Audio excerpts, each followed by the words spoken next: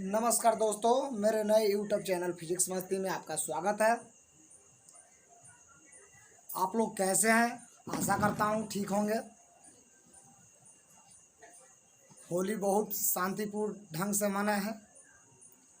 आशा करता हूँ कि आप लोग भी शांतिपूर्ण ढंग से मनाए होंगे। तो हमने इसके पहले 10th, 12th और जो कॉम्पिटिटिव लेवल के तैयारी करने वाले स्टूडेंट हैं उनके लिए हमने फर्स्ट और सेकेंड भाग ऑब्जेक्टिव का लेकर के आया था। अभी सिलेबस वाइज आपका ऑब्जेक्टिव चल रहा है। जैसे ही आपका लेसन कंप्लीट होता है उसके बाद से जो है एडवांस में जो है ऑब्जेक्टिव क्वेश्चन चलेंगे। तो चलिए सबसे पहले जो आपके सिलेबस के क्वेश्चंस हैं उसको देखते हैं। टोटली हमने 10 ऑब्जेक्टिव प्रश्न कराया है। वीडियो फर्स्ट में जो है 5 ऑब्जेक्टिव प्रश्न कराया है और वीडियो पार्ट 2 में जो है 5 ऑब्जेक्टिव प्रश्न कराया है, यानी 10 ऑब्जेक्टिव प्रश्न हमने करा दिया है। 11वें ऑब्जेक्टिव प्रश्न की तरफ बढ़ते हैं। सबसे पहले हम प्रश्न को देखते हैं। आप मेरे वीडियो पर बने रहिए और देखते हैं क्वेश्चन क्या कह रहा है। क्वेश्चन आपके डिस्प्ले पर शो कर रहा है। क्वेश्चन कह रहा है कि गोलीय दर्पण में फोकसांतर एवं वक्रता त्रिज्या के बीच संबंध है। इस क्वेश्चन को कई तरह से घुमा करके पूछ सकता है। पूछ देगा कि गोलीय दर्पण की फोकस दूरी और वक्रता त्रिज्या में क्या संबंध होता है। तो आप क्वेश्चन से घबराइएगा नहीं, इसका आंसर एक ही होगा। चलिए ऑप्शन देखते हैं। ऑप्शन क्या क्या दिया है। ऑप्शन नंबर ए दिया है F बराबर R/3। ऑप्शन नंबर बी दिया है F बराबर R/2। ऑप्शन नंबर सी दिया है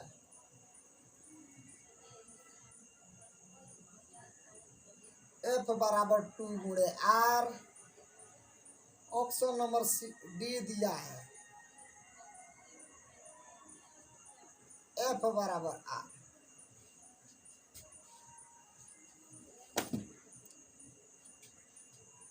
F बराबर R/3 संभव है? नहीं ना है। कैसे नहीं है भाई? हमने जिस दिन दर्पण पढ़ाया था उस दिन बताया था कि दर्पण के 2 भाग होते हैं। ये क्लियर समझ में आ रहा है। तो जब 2 भाग होते हैं तो फोकस दूरी में क्या संबंध होगा? यानी फोकस जो है जिस त्रिज्या से मापा जाता है, गोले के केंद्र से जो दूरी मापी जाती है वो त्रिज्या होता है। तो त्रिज्या को 2 भागों में बांटा गया है, एक अवतल एक उत्तल में। तो देखिए 2 भाग में होता है तो 3 भाग कह रहा है, ये पहले ही गलत है। दूसरा कह रहा है 2 भाग में बांटा गया है, ये बात सही है, यानी ऑप्शन नंबर बी सही होगा। सी देखिए कह रहा है 2 त्रिज्या होगा फोकस दूरी की, ये बिल्कुल गलत है। कह रहा है F बराबर R होगा, ये कोई संभव है? कोई संभव नहीं है। यानी आपका सही जवाब जो होगा F बराबर R/2, यानी फोकस दूरी वक्रता त्रिज्या की क्या होती है? आधी होती है, दुगुनी नहीं होती है। अगर वक्रता त्रिज्या पूछ दिया कि फोकस दूरी की क्या होती है तो वक्रता त्रिज्या जो है फोकस दूरी की दुगुनी होगी। बात बुझा रहा है ना? बात बुझा रहा है। तो अगला प्रश्न आपके डिस्प्ले पर, प्रश्न आपके डिस्प्ले पर शो कर रहा है। प्रश्न क्या कह रहा है आप लोग देखिए। कह रहा है दाढ़ी बनाने के लिए उपयोग किया जाता है। ऑप्शन दिया है, ऑप्शन नंबर ए दिया है समतल दर्पण।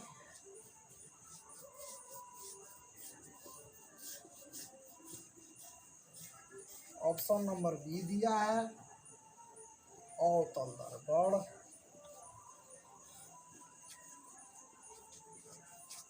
ऑप्शन नंबर सी दिया है उत्तल दर्पण। ऑप्शन नंबर डी दिया है पारवलयिक दर्पण।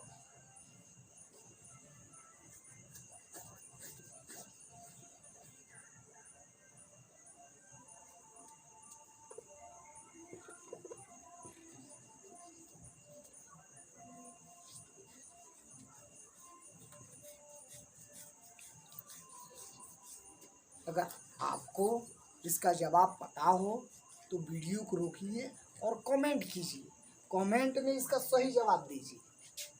जो स्टूडेंट प्रत्येक वीडियो का, प्रत्येक क्वेश्चन का सही जवाब देंगे उनको जो है फिजिक्स मस्ती के तरफ से विनर घोषित किया जाएगा। तो जानते हैं समतल दर्पण का उपयोग दाढ़ी बनाने के लिए किया जाता है, ये बिल्कुल गलत है। अब बताइए, अवतल दर्पण का उपयोग उस दिन याद कर लीजिए जिस दिन अवतल दर्पण का उपयोग बताया था। हमने बताया था कि अवतल दर्पण का उपयोग जो है दाढ़ी बनाने के लिए किया जाता है। यानी दाढ़ी इसलिए बनाया जाता है क्योंकि इसमें वस्तु का बड़ा प्रतिबिंब दिखाता है और छोटी छोटी वस्तुएं जो है बड़ी दिखाई देती है। उत्तल दर्पण में छोटा प्रतिबिंब बनता है तो ये नहीं है, परवलयिक दर्पण में होगा ही नहीं। तो इसका सही जवाब जो होगा बी होगा। अगला प्रश्न आपके डिस्प्ले पर शो कर रहा है। क्वेश्चन कह रहा है मोटर गाड़ी में चालक के समीप लगा रहता है। यानी इसमें प्रश्न कह रहा है मोटर में चालक के समीप। उसके बाद से ऑप्शन दे रहा है। ऑप्शन नंबर ए दे रहा है समतल दर्पण,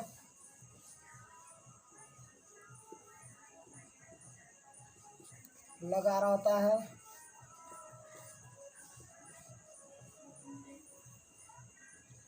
बी दे रहा है अवतल दर्पण लगा रहता है।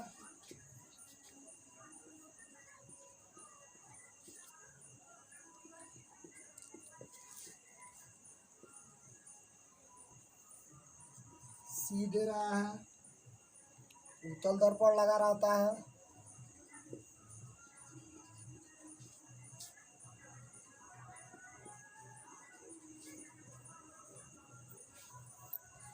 बी दे रहा है परवलयिक दर्पण लगा रहता है।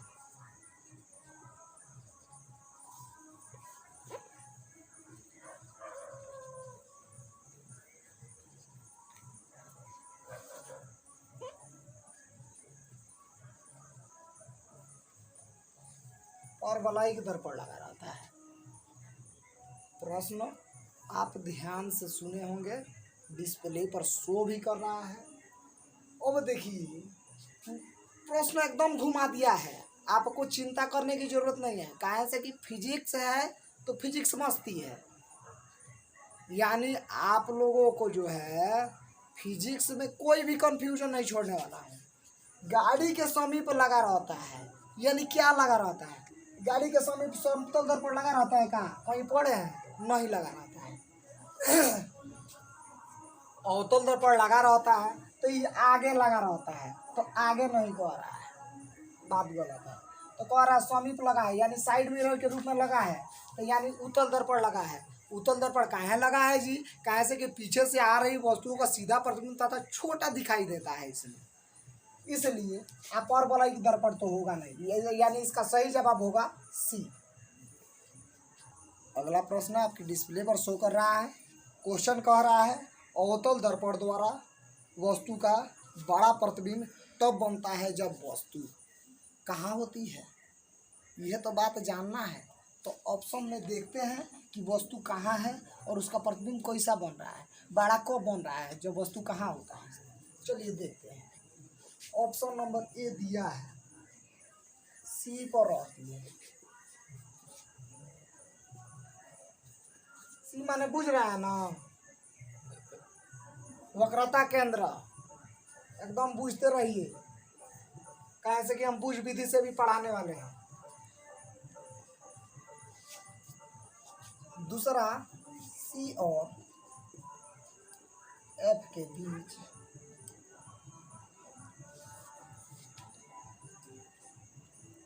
रहती है।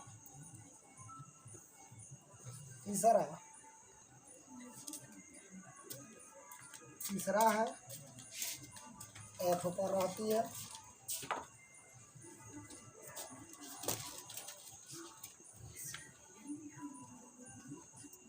चौथा है एफ और पी के बीच रहती है। यानी आपको इसका जवाब पता हो तो आप कमेंट कर सकते हैं, थोड़ा सा रोक सकते हैं। चलिए देखते हैं इसका सही प्रश्न में एक बार और दोहरा दे रहा हूँ। अवतल दर्पण द्वारा वस्तु का बड़ा प्रतिबिंब तब बनता है जब वस्तु होती है। यानी अवतल दर्पण में वस्तु का प्रतिबिंब बड़ा कब बनता है? तो जानते हैं, जब वस्तु कहाँ हो, एफ और पी के बीच हो। जब वस्तु कहाँ हो, पी और एफ और पी के बीच हो। तो चलिए फिगर के माध्यम से जल्दी जल्दी देख लेते हैं, क्योंकि वीडियो बड़ा हो रहा है। ये अवतल दर्पण है,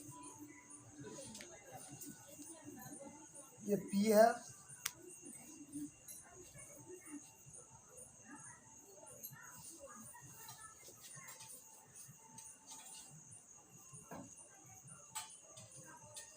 वस्तु जो है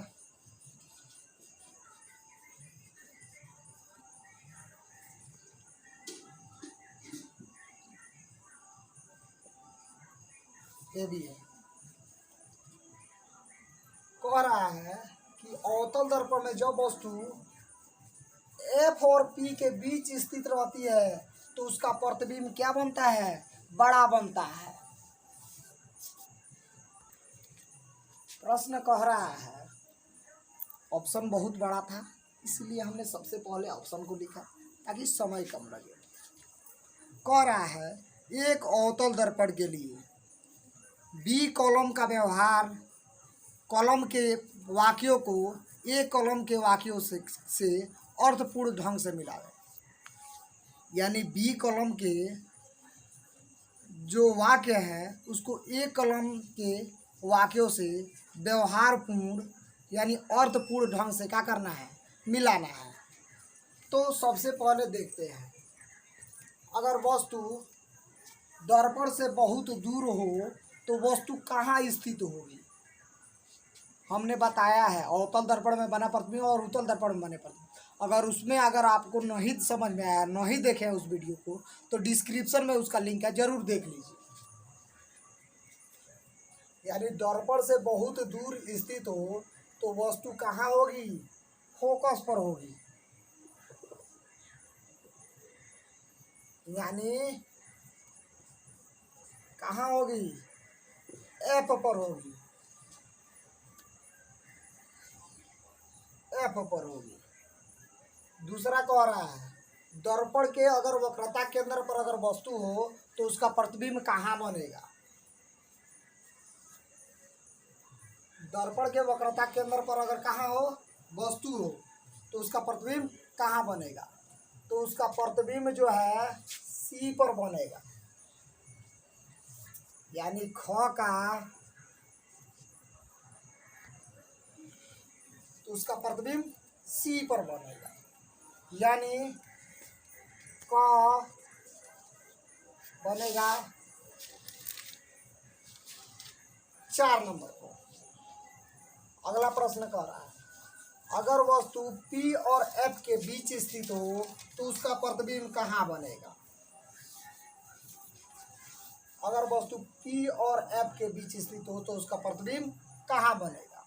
तो उसका प्रतिबिंब दर्पण के दूसरी ओर बनेगा। यानी ग का 6 नंबर से मिलेगा। अगला प्रश्न कह रहा है,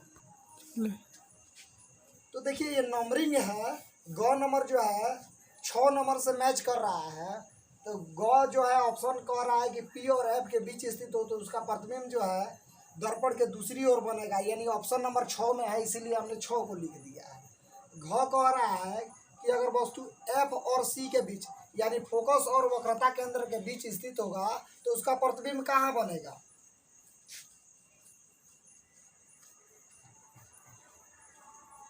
फोकस और वक्रता केंद्र के बीच स्थित हो तो उसका प्रतिबिंब जो है वक्रता केंद्र और अनंत के बीच बनेगा। अगला प्रश्न कह रहा है अगर वस्तु फोकस पर हो तो उसका प्रतिबिंब कहाँ बनेगा? अगर वस्तु फोकस पर हो तो उसका प्रतिबिंब कहाँ बनेगा? तो दर्पण से बहुत दूर बनेगा। इस बात को भी हमने समझाया था। अब देखिए तो ये को कहीं बच रहा है, वस्तु C और अनंत के बीच स्थित हो, यानी वक्रता केंद्र और अनंत के बीच स्थित हो, तो उसका प्रतिबिंब कहाँ बनेगा?